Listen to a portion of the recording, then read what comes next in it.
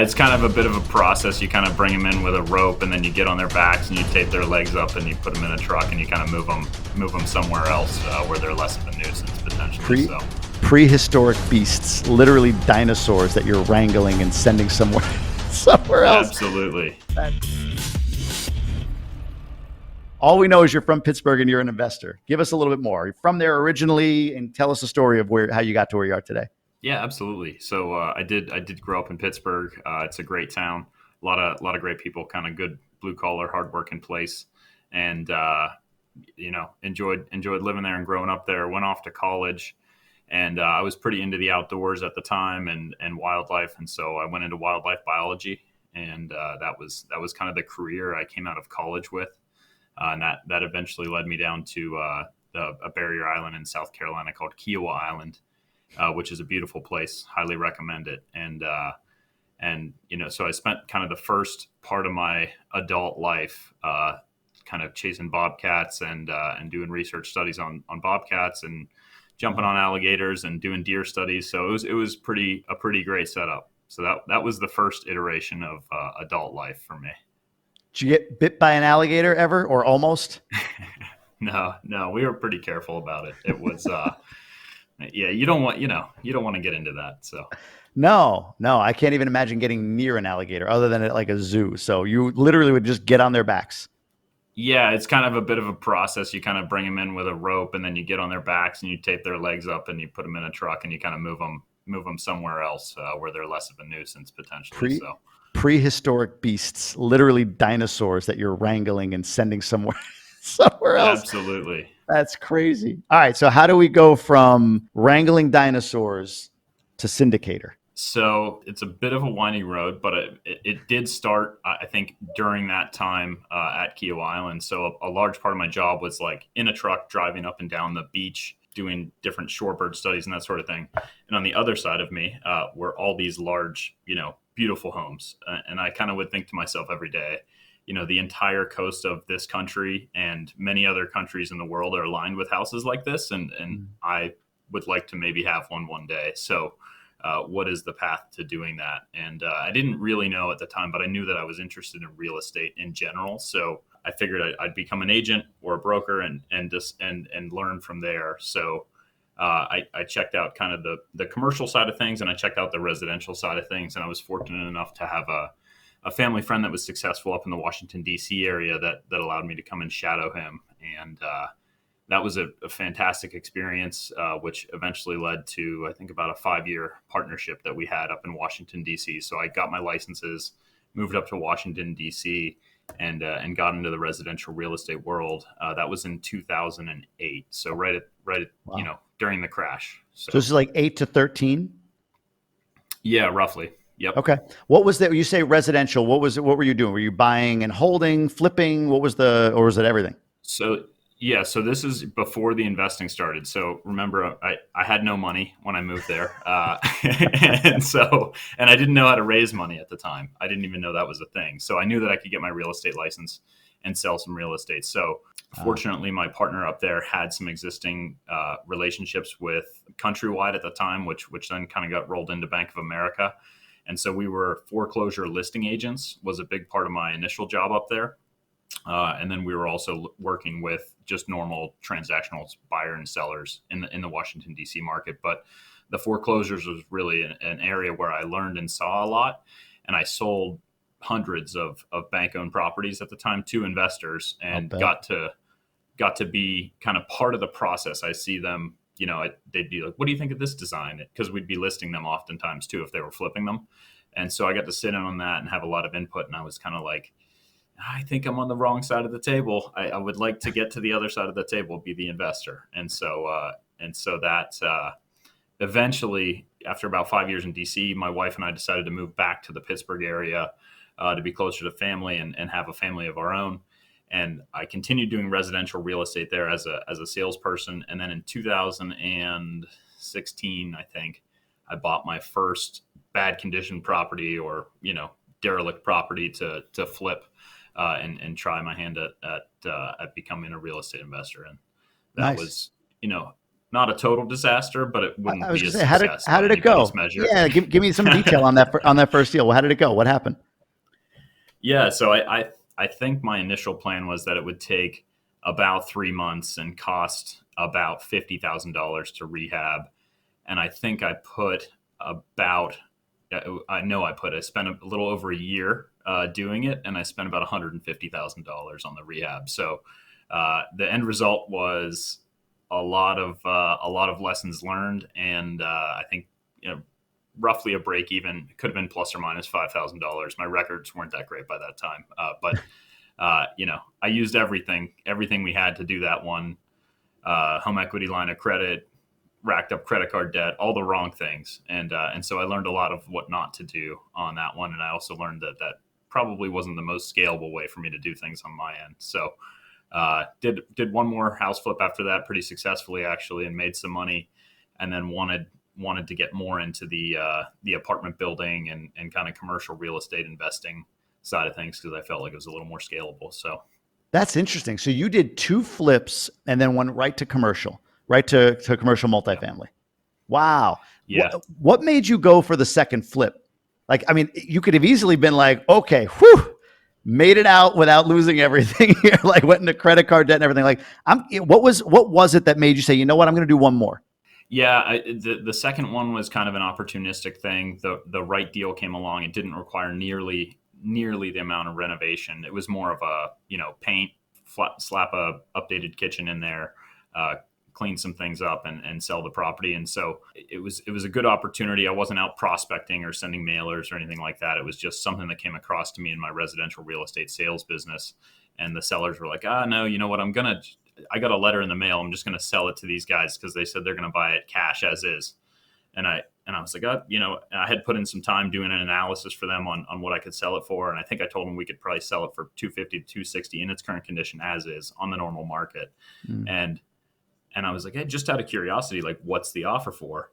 And they're like, it's 200,000 cash as is. And I said, okay, I totally understand, just to be clear, like, I think you're leaving some money on the table. And they said, yeah, we don't care. We're just ready to move on from this house. So I hung up. I called my brother.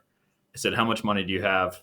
He said, about $100,000. I said, I have about $100,000. Like, I'm going to call this guy back and tell him that we also buy cash as is for $202,000. And so we did. And he said, great, that's $2,000 more for me. We got a construction crew that we worked with on the project kind of during our short 20-day close window. We had them in there the day after we closed. We spent 30 grand with them rehabbing it, adding some of the things I just talked about, and we sold it for $300,000 30 days after that. So it was like a 60-day flip, and we made 50 grand or so, or 60 grand, something like that on that deal. And so that is the way they are supposed to go. But I just didn't think I could repeat that scenario over and over again.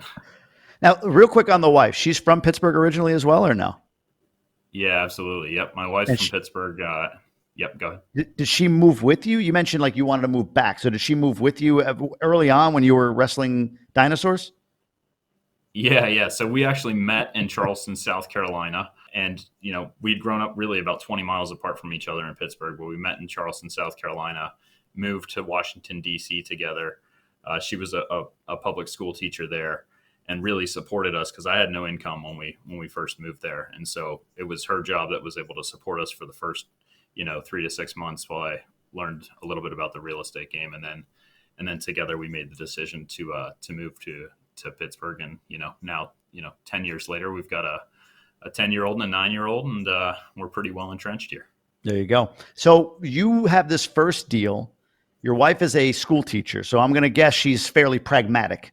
So you have this first deal where you're kind of like, by the hair of your chinny chin chin, you make it out. Like you said, plus minus a few grand, maybe not really keeping great records. And then another deal comes up and you got 100 grand and you're going to put it all in with your brother on a second deal. When the first one, like, hey man, take a hint. It sounds like maybe you got your lesson on that. What was your wife's reaction? Was she all in? Was she like, yeah, whatever. No, I don't care. I trust you. Or was there some discussion there? Yeah, she's incredibly trusting of me on the business side of things for our family, and if I have a strong belief that it will work, she usually gets right behind on that, and that's a huge benefit to me. No kidding, man. That's for anybody single, that's a major part of the courtship process. Like, is there faith in one another's abilities or not? So I love that. All right. So you flip a second house successfully in 30 days, like really quick. Why not continue that? Why not see that as, oh, you know what? Wow, we can really stack some cash here. Like, why go right to commercial? Yeah, it still felt like it felt a little bit like being a real estate agent to me, and in terms of the fact that it was pretty active. You had to be pretty involved in the process the whole time, start to finish, and then once you sold it, it was done. You had made the income from that project, and that was the end of it. And I really, I was fortunate to be successful as a residential real estate agent and kind of earn a pretty high active income.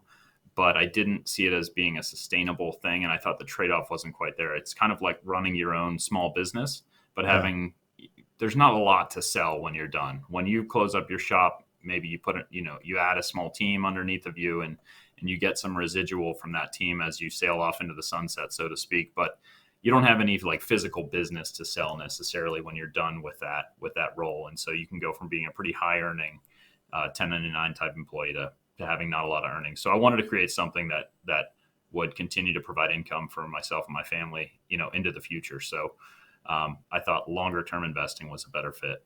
And that was the real impetus for moving into the commercial side of things.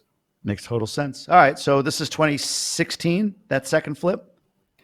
Second flip was 2017. 2017. Yeah. How long before you got into your first commercial deal, and what was it? So that was at the end of 2017. It was a 39 unit portfolio in like a small town, call it like a suburb of Pittsburgh, basically. That was the second half of a pretty dirty and distressed portfolio. The first half, the better half, had already been sold to another group of investors in town, and we kind of came in and picked up the second half. It was pretty rough. We bought it for $1.223 million. That was myself, my brother, and then we brought in a third partner for that one because we didn't have enough money to qualify for that deal. And I had a friend that I had been talking a lot to about business, and that we were interested in forming a partnership. So the three of us formed that partnership, and we were able to take down that deal. I think we had about $400,000 rehab budget rolled into that as well, and it was comprised of, I think, 5 commercial units and then 34 apartments, something along those lines. Interesting. But you're paying $31,000 a unit essentially at that point. Right. Yeah. Wow. Yeah. Wow. But it needed they were rough. Like every single unit needed a full rehab, basically. Yeah. This is a straight JV, you, your brother, and the friend, right? This isn't a syndication, something you raise capital for. Correct. We all took all the money we could scrape up and we did that deal. Do you still own that property? We do. We own parts of it. We sold off. We added a few more pieces in that specific submarket, and then we culled a few of the buildings that we didn't really want or weren't going to get to. So we still own approximately the same number of units down there. They're all in renovated condition now, and we were able to refi that original deal.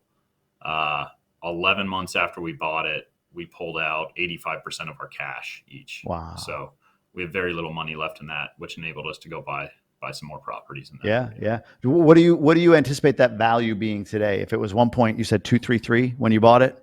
Yeah. 1.223. So today we're still sitting around 39 units right there. We have sold off over $1 million worth of real estate, in that portfolio. Yeah. And I think the residual value is right around $3 million right now. Incredible. Wow. All right. So now you're off and running. When do you syndicate your first deal? When does that happen? Well, number one, I didn't know what syndicating was in 2017. Me neither. And I heard it on a Bigger Pockets podcast, and it sounded like, okay, no, I don't even I don't even understand the word. So yeah, I got you. Yep. I learned about it on a podcast as well. We were visiting friends in DC, and somebody was like, "Hey, my friend is on this podcast called Old Capital Real Estate Podcast," and I was like, "Oh, I'll check that out." And I listened to it on the way home, and I was like, "Oh my gosh, this is what I've been missing." So, even once I learned about syndication, we wanted to do like a decent number of deals on our own with our own money initially, because we knew we were going to make a lot of mistakes. I didn't feel comfortable reaching out and asking to utilize anybody else's money or, put their money to work for them until I felt like I had a really good grasp on things, and my partners had this, the same feeling. So we did about 3 years of buying and renovating and rehabbing and kind of building our portfolio before we syndicated. So we didn't syndicate our first deal until 2020, and that was it's kind of like a combination syndication of a couple of properties. So it was 62 units of residential apartments that were vacant and condemned, and there was about a 10,000 square foot Main Street kind of commercial mixed use building, and to build kind of like a big enough pie so that everybody made a decent amount of money from the project, we kind of bundled those together. It also kind of diversified the syndication as well, which I actually think has worked out pretty well for everybody. So that was in the summer of 2020. Wow, that's right in the middle of, right in the big, like, I don't know, like the initial phases of COVID, which was an interesting time. So this deal, was it a deal that you found in the summer of 2020, or was there a tail to this because of the headwinds of COVID? Like, did you find it in January and then the world shuts down, the contract gets extended, or did you find it summer 2020 and close a few months later? Yeah, actually, so the way it worked out is we probably came into the deal around the summer of 2020, and it, because of the situation involving the seller on that deal and the state of the properties, we didn't really close it until the summer of 2021. So truly the syndication happened in the summer of 2021, but we worked on that project for like a year just about to get it to closing.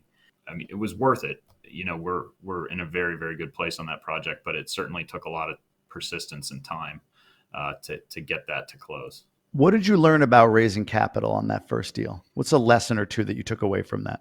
So first of all, even though that project did take a year, we didn't reach out and start raising capital until, the late spring of 2021 on that project. So we made sure that the deal had a lot of cushion, that we were very positive that we were going to close the deal. And, at the time, but if you look back on all the real estate guys these days, they're like, oh yeah, 2021 was the heyday of raising money. And I mean, I would have to agree with that. It was not hard for us to do. We did put, a nice deck together and spend our time doing that. The raise was only $1.5 million. So it wasn't a crazy amount of money, but it was scary. It was the first time, we had ever reached out and asked a bunch of people to put money behind us. So that said, I think we had the deal fully committed in under a week. And, I think it was really just so I know, like, I want to hear your lessons, but who from? Sure. Like, so you're doing your own deals. You were an agent before that. Like, who are the people how much did you have to raise, and who are the people that you had the ability to go to? Had you been building a list? Had you been marketing for the future potential of doing a deal? Like, who did you raise from, how much? And then we'll go back to lessons. Sorry. Sure.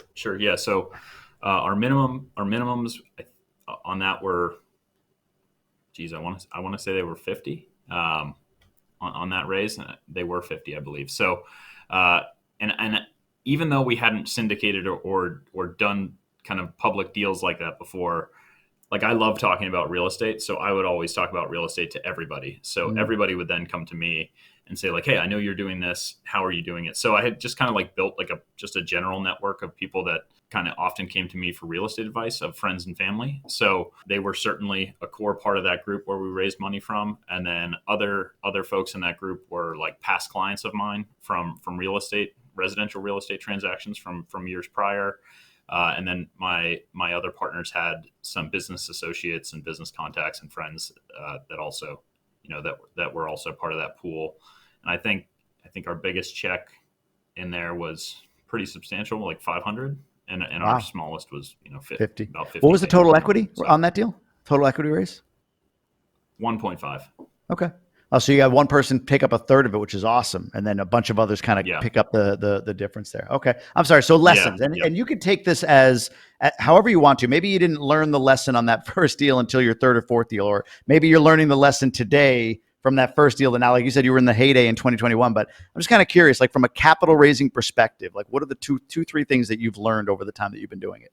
really, I think the most important part of it is just really being conservative in the underwriting that you do and in the way that you present the deal to clients, and try to be as realistic as possible. Like, if you want to paint a picture where everything is kind of coated with rose-colored glasses, I think you're going about it the wrong way. Mm. I think being upfront and then continually throughout the process communicating everything, on a quarterly basis, at least to your investors, is something that I've found to be very helpful for us and for our investors. I think it makes people comfortable. I think they feel like they have a good understanding of what's going on, and I think that just being a realist is very, very important when you're setting up the deal, and then of course the under promise over deliver is what we go for. Smart. I funny, the first time I did a capital raising call, I should say, got on a phone for the first time to raise capital. I remember this pressure in my gut to like perform and no other way of saying it, but get the money.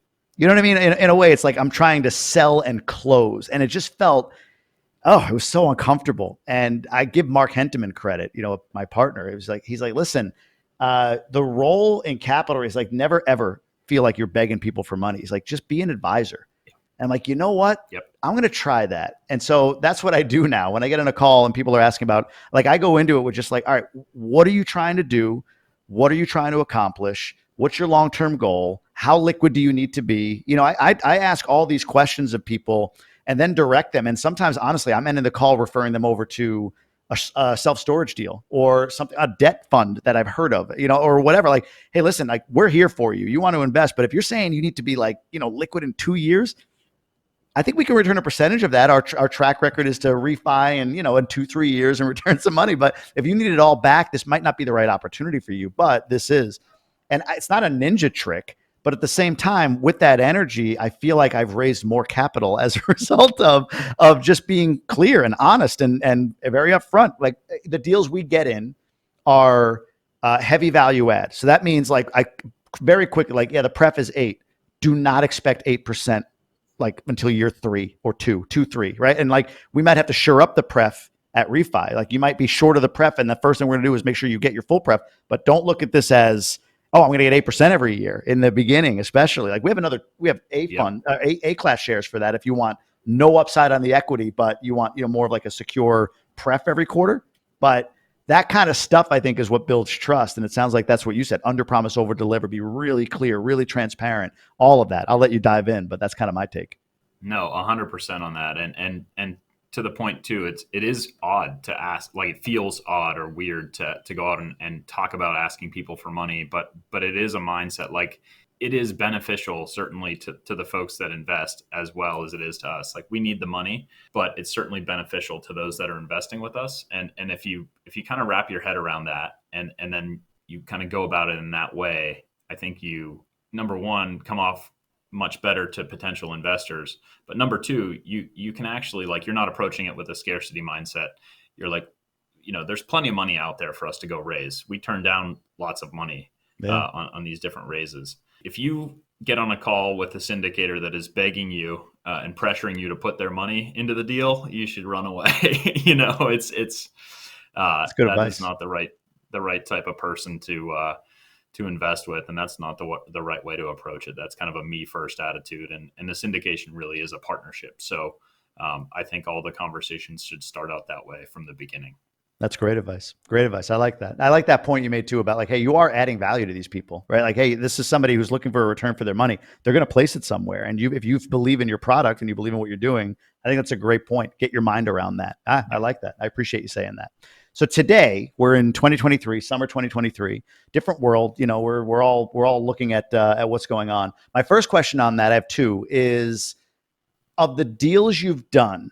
And well, I'll just ask it bluntly: are any at risk? How do you feel about your portfolio going into what we're going into right now, which is an increasing rate environment, likely to be a couple more increases before the end of the year, probably stabilize for a bit. So we're probably in a higher interest rate environment for, say, the next 12 months. Let's just go with that. Maybe 18, but I think 12 is a safe bet. How is your portfolio doing against that? Do you have enough debt term to kind of ride through it? Just kind of give me an idea of that, what that looks like. Yeah, no, that's a great question, and I think certainly a timely one. So from our perspective, we always follow, like, our syndication models are simple. Everything about what we do is very clean, simple, and there's, not a lot of complexity behind it. And because of that, we've always gravitated towards fixed rate debt. So we don't have any floating debt, which is great. We don't have any loan maturities coming up until, I think, 2026. So we have locked low rate debt through 2026. Any deals that we've bought in the past year, we've bought them with 6.5% interest or 6.25%, whatever they're at, and those are fixed for the next 5 years. But we have options to refi out of those in 3 years if we want to, if the markets become more favorable for us. So we're fortunate to be in a position where our debt is what we knew it would be, and we're not getting swamped by these kind of increased interest rates. That said, I wish we could buy more right now. It's tough to buy deals that make sense.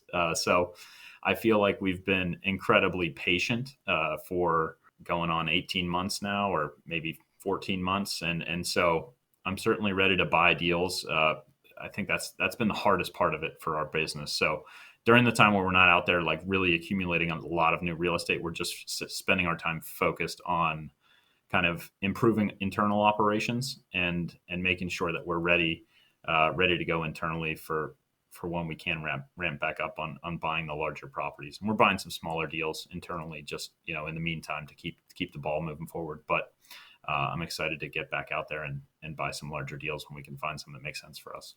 What's a smaller deal? What do you mean by that? Could define that for me.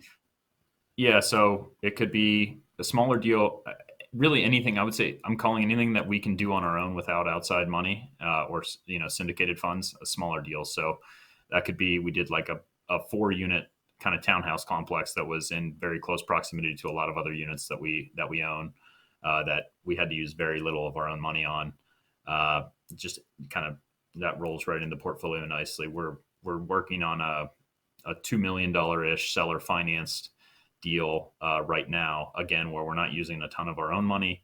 So it's almost like more of like we're doing creative deals right now while we wait for the more standardized deals to pencil out a little bit better. So That's funny. Our last 3 have all been creatively financed. The one was a 1031 that took up all the equity. Lady sold, the investor sold a whole bunch of property she's just had forever, like that Millionaire Next Door type of thing. Like, bought some property in a rising market for 40 years, and now she's old. Or older, I should say old, and doesn't want to deal with it. So she sells and has millions coming in and just wants to place it somewhere. So 1031's in to be all the equity on one building. So we have no debt. She is we rate the GP funded the remaining amount. And then, she was the main investor. So there's a tick on that. And then the deal after that, we assumed debt for 4 more years plus another floating 5 if we need it. And then the last one we just did was a seller finance at 2.99%, or 3%, excuse me, 3% awesome. Fixed for 3 years, right? Interest only. So like you said, 2026 is kind of the first time we have to really think about whether or not there's a need to get out of this debt. But it is seemingly the way to go right now. If you can get creative with financing, that's probably where you're going to get the deals. Yeah, and the sellers that understand that are the ones that are kind of willing, it seems like, in a lot of cases, to make those, put those creative finance deals together with you, and as long as everybody's on the same page and we can accomplish everybody's goals, both ours and the sellers, then I love a creative finance deal. I think they're fun to put together, and I think that they can really be beneficial for both parties. So I just realized I lied. It's 2.99%. The reason that number was in my mind, that was the last one of my own deals that we refied into before it all crashed. The one that we just got was 2% for 3 years fixed, 2% interest for 3 years. That is wild. Isn't that crazy? Crazy. Yeah, but crazy. Distressed seller, the building needs a lot of work. We have a big CapEx budget on it, and she needed out. And these were the terms that we could offer that, like you say, like right now, that's the other question I have. You like, that's the terms that made it work. Anything more than that, it doesn't work. So do you want to sell? Do you not want to sell? And she decided, well, okay, then yeah, I'm going to sell because those are the terms that worked. For you, what are some of the adjustments you've had to make, if any? Maybe you're kind of doing it the same way, but any adjustments to how you're underwriting, or is it just, no, we're underwriting the same way, but obviously prices have come down and sellers just aren't in that space of thinking that they have yet? What's sort of changed in your underwriting or your calculus as far as buying going forward? Yeah, we're underwriting the same way. We're just of course using today's terms and rates that are out there, and that certainly affects the price point. Pittsburgh's an interesting market in this in that it never for the types of real estate that we're buying, which is kind of workforce housing or middle market, multifamily primarily. We never saw 3.5, 4.5 cap, even really 5. So, Pittsburgh is like a slow and steady market, although we have seen some nice bumps recently. But, an aggressive deal would be in the low 5 cap rate range. And we're not writing, we're not underwriting deals anywhere near that now. We're probably at 6.5 or 6 in the best submarkets Yeah. and higher than that in the tertiary markets.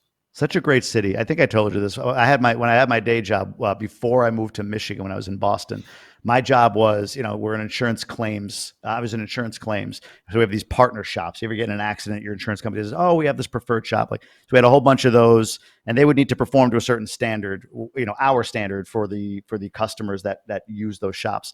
So my job was traveling around the eastern part of the country to go to these shops to make sure they're abiding by the standards. And I mean, if you know me, that is like the worst job for me. Like, I'm not a process guy. I'm just not, right? That's the worst job. I'm like, well, you're not doing this quite right. Yeah, we don't want to. Like, yeah, fuck it. You're just going to do it the way you want to. Yeah, But anyway, yeah. Pittsburgh, man, I've said this, like I lived in Boston. So like New York down, Florida, all the way, everything in between. The one city, if anybody asked me like, what's your favorite city to fly to go to travel to, I was, oh, Pittsburgh. Like, really? I'm like, it's just a cool, it's at the time, a cool vibe, walkable. It's like old city with new sort of energy to it. It's not that big, so it's easy to get around. I would stay at a Hilton that's like on the University of Pittsburgh campus often. And my favorite place to go in the entirety of the East Coast for lunch was a place called Smallman Street Deli. I think I told you that once. Oh, yeah, yeah, yeah. I don't know if you've been. I can't remember if you've been there or not. It's been a minute, but yes. Yep, absolutely. Unbelievable. Unbelievable. I mean, it's, I don't know how to describe it. Like Permane Brothers, I think, is overdone. It's kind of a cute gimmick, but Yeah, but agree. Smallman Street was like the legit real, like you think about those Pittsburgh sandwiches just filled up with meat and oh God, so good. So anyway, it's my shout out to Pittsburgh. Keep shouting it from the rooftops, man. We love that. We love to hear that. Pittsburgh needs more tourists like you. I love that. Great city. Great city. More people should visit. There was a movie film there too. It was like She Was Too Hot for Him. What was the name of that movie? I don't know. There's been a bunch. There's an odd little movie scene here. So there's been some interesting movies that have been filmed in the Pittsburgh market. Kind of. She's Out of Yeah. My League. That was the name of the movie. It's like this Okay. Yeah. gorgeous blonde and this skinny, goofy Pittsburgh Penguin fan, dude. He's like, it's completely, and he just was so insecure about the fact that she might actually like him, but it was all in Pittsburgh. That gondola thing that goes up a hill was part of it. It was all a Pittsburgh movie. So I don't know, cool town. Nice. All right, Good let's stuff. dive into these member questions. I'll Sure. save you the rest of my love fest for Pittsburgh. So we have 6 pillars in GoBundance. They are genuine contribution, bucket list adventure, age-defying health, authentic relationships, horizontal income, and extreme accountability. Of those 6, which one are you crushing it in? Every year in GoBundance and quarterly for most people, you've got a one sheet. That's an exercise that we do, and so one of my major focuses this year was health. I turned 40 last September, and so I really wanted to put a big push into health this year. So I think I'd have to go with the age defying health. Wow. What's are there some stats on improvement in health? Like what's happened for you? Yeah, sure. So 10 years ago, I had gotten into triathlons a little bit, and that was the last time I did them. So part of that age defying health was getting back into triathlon training and knocking out a few triathlons earlier this year. So those have been completed. I was, I never rebounded from like the COVID 20. So I've been able to pretty much drop those 20 pounds. I'd like to knock off another 15 or so. Nice. And but it's been around the consistency of good workouts and just being a bit more mindful about my eating, about my sleep. Honestly, is a big piece of that for me as well, and just really tracking all that stuff a little bit more and understanding what's good and what's bad, and focusing and trying to trend more towards the good. So Makes sense. Yeah. I just posted in the group about sleep because I've had this weird sleep pattern where I get to sleep fine, wake up at 3 a.m. and I can't get back to sleep. And my God, how many guys are into sleep hacks? It's insane. Oh The my amount of gosh. Yeah. responses I got. If there's one thing, and I don't know if this is you or not, it's the 8 sleep. Everyone's telling me to get the 8 sleep. Do you have that? No, I don't. I mean, honestly, like there's really one thing that is the key to me getting good sleep, and that is effectively if I drink even a couple of drinks before, like after dinner before I go to bed, my sleep scores are absolutely terrible. Like You mean less than like half. alcohol or just anything? Yeah, yeah. No, Alcohol. sorry, alcohol. Yeah, Alcohol. wine, Yeah. beer, it could be any type of alcohol. But and then I'll like compare that to my wife's, and we'll have each had 2 glasses of wine, and she'll have like a 90, and I'll have like a 31. So Wow. I'm overly sensitive for some reason to in terms of how that alcohol affects my sleep, and it's both like the REM sleep and the deep sleep. Like they just don't really happen for me. So Wow. You got a day drink. that's It's the only solution. that's the thing. Yeah, yeah, yep. All right. And which GoBundance pillar could you use more support and accountability? I think it's kind of the extreme accountability pillar. As just my personality type, like I don't love a lot of structure, but it turns out it's like really good for me. And structure kind of leads to consistency. And so, having accountability around like consistent, healthy habits or anything really, like, business goals, personal goals, family goals. So it's that accountability around consistency. So you're resistant to others or to some level of accountability. Is that what it is? I am, but then when I have it, I really like it. How do you leverage it then? Like your pod, like how do you leverage accountability, or what can you commit to as far as leveraging accountability for some of your health habits? The biggest hack for me, whether it's within my pod or whether just in my like friend and family group, is if I like state something publicly, because like I don't have I have a few coworkers now because we've added some people to our team in the company, but if I state something publicly, it's kind of like then there's like this external pressure around myself that I need to go ahead and achieve that goal or hit that milestone. So that's kind of how I do it, and I need to kind of lean into that. Well, you got thousands of people that listen to this episode. So there you go. There's your statement publicly. Love it. Good job. Good job. Where in your life are you potentially flirting with disaster? That's a good one. I think for me, interestingly, it's probably personal finance again, and that's probably around structure. I don't really love it. We've never really done a proper family budget. I always made like a pretty decent bit of money, and so it was just kind of like never really a concern. And about a year and a half ago, I stopped selling residential real estate. I cut back on some other things that I was doing, and I moved full time into Rice Pegger Capital, which is our real estate investment company. So I draw a salary, but I'm no longer getting like, here's a $30,000 commission check bump that, et cetera type thing. So it's getting used to being on like more of a fixed income is a different kind of thing for me and for the family. And so I struggle with, do we get really serious about it and put this really strong budget in place? And there are, the future plans allow for things to probably go back to where they were and be in a more comfortable position. And I see the road to that. But I always struggle with like, do we really buckle down and curtail our lifestyle, which is fantastic? Or I'm an entrepreneur. Should I just go make some more money? Like, so yeah. That's a constant struggle. Dude, that's 100% me. I hate thinking about my personal finances. The only thing that's helped me, do you know who T. Harv Eker is? No. T. Harv, I think he wrote Millionaire Mind or something like that. If you've ever listened to the Audible book, I have a millionaire mind. You're supposed to tap yourself on the head. It's goofy, but he's a big, big name in the personal development space, probably in the era, I could be wrong, in the era of like a Bob Proctor or maybe, early Tony Robbins or whatever, but he has a 6 account system. So you like allocate across 6 accounts, every dollar that you take in, it's like a necessities budget or a necessities account, a fun account, a travel account, a tithing or giving account, a savings account and an investment account, right? And like you allocate your money across those 6 accounts. and then just sort of like set it and forget it. And over time, like, yeah, you want to join a GoBundance, you look at your education account and it's like, oh, I'll just take that money and allocate it. Like for me, that's been the best system that I could stick with. But like opening up a spreadsheet once a month to go through and like, oh, let me just make sure. No, people say like, what do you spend a month? I'm like, I think it's about this. It's terrible. Yeah. It's a great problem to have, but it's terrible when you think about it in those terms. But that system has helped me. So for whatever it's worth. Awesome. I'll have to check it out. All right. In what specific way has GoBundance impacted your life?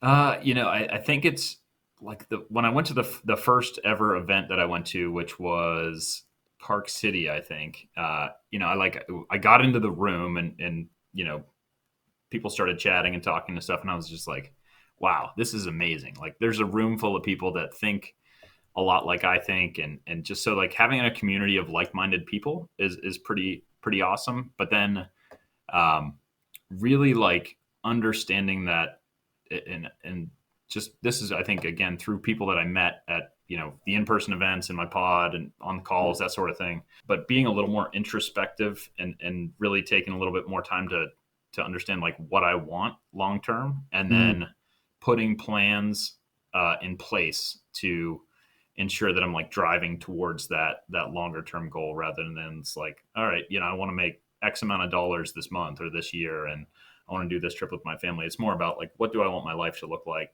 3 years from now? Or what do I want my business to look like 3 years from now? And then what are the steps to get me there? Like I'd never done that type of planning really in the past. And I'm doing a lot more of that right now. And like actually taking time to think about like, how do I feel about that? And that's, for me, that's a big thing.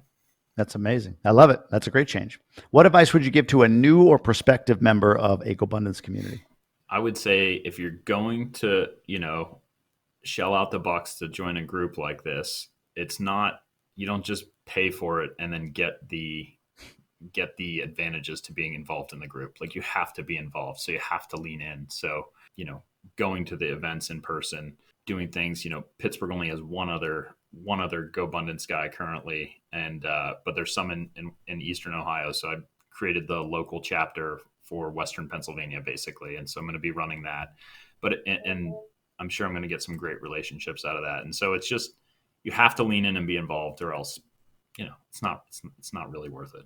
It's funny. I think that's the investment versus cost mentality. Like if you buy your house, when you bought your house, that it wasn't a cost, it was an investment, right? For you, for your family, for the betterment, the neighborhood you're in, the home you're in. But yeah, you're going to have to continually, make sure the lawn is maintained. There's an additional investment to protect the core investment, right? And I think that's the same thing I talked to somebody recently about. It's like, hey, listen, I get that it feels like you're shelling out or not shelling out, but like you're spending a bunch of money, and you are. I mean, that's money coming out of your pocket.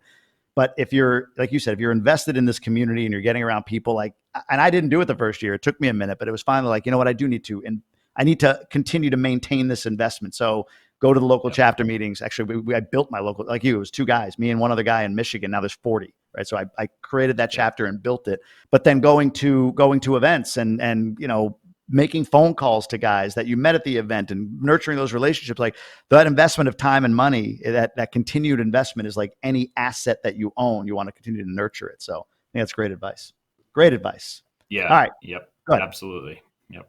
Oh, no. I was going to say, it's funny. When I joined, I don't know if you remember, but you were the one that called me like after I submitted my application or whatever to like, touch base and see what was up. And I was kind of like, I was committed. Like, you're like, you have any questions? I was like, no, like, I'm ready to, I'm ready to be involved. Yes, I do remember that. I remember seeing your website. For some reason, I have like browns and yellows. Is that right? Is that the color of your site? Yeah, like golds and tans. Yeah, golds and tans. Yeah, there you go. So I remember all of that for sure. Final question is the 8 of clubs from the GoBundance card game. And the question is, actually, I like this. This is random, but it fits. What's your greatest feat of physical endurance? Oh man, it's very timely. So literally on July 1st, I completed the state college half Ironman. So that was, for me, that was a big deal. It had been 10 years since I'd done a race of that distance. And that was a long day, but a rewarding day. And you're 40, right? You're not 30 anymore. It's a different body. That's correct. It's different. Yeah, it's a little different. Yeah, absolutely. So Incredible. Incredible. Eric, where can people learn more about you, your company, anything you want to direct them to? yeah, so ricepegger.com is our company website. You can also find us at ricepegger on Instagram, and it's RICE like the food, and Pegger, PEGHER. Perfect. Appreciate you being on, man. Great connecting with you. Awesome, Jamie. Thanks.